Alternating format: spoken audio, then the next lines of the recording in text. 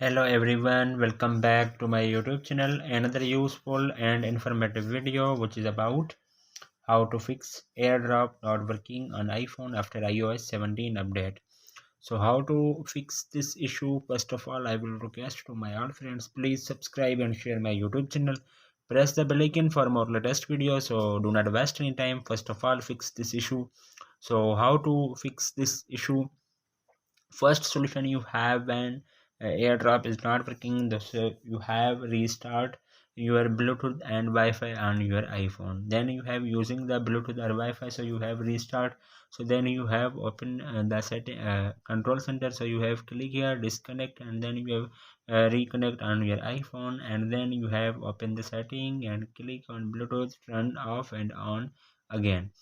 Then second solution, you have reset network setting on iPhone. So then you have again open the setting, click on general, scroll up, then you have click on transfer or reset iPhone.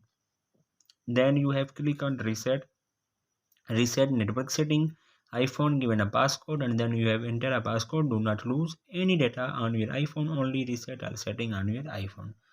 Then your problem will be fixed. Then uh, this second solution is not working. The third solution, you have turned off your Wi-Fi hotspot. So then you have again open the control center. So then you have click on Wi-Fi, click on personal hotspot on your iPhone. I have already turned off. Then you have must be turn off personal hotspot. Then fourth solution, you have disable check to not disturb mode. So then you have open the setting, then you have click on focus. So then you have click on do not disturb mode. I have already turned off. Then you have must be turned off on your iPhone. Then other solution, you have restart your iPhone. Press the volume up button, volume down button, press the power button. When you see appears Apple logo on your screen, then 10 to 20 seconds wait, and then your mobile is restarted. Then your problem will be fixed and 100% working.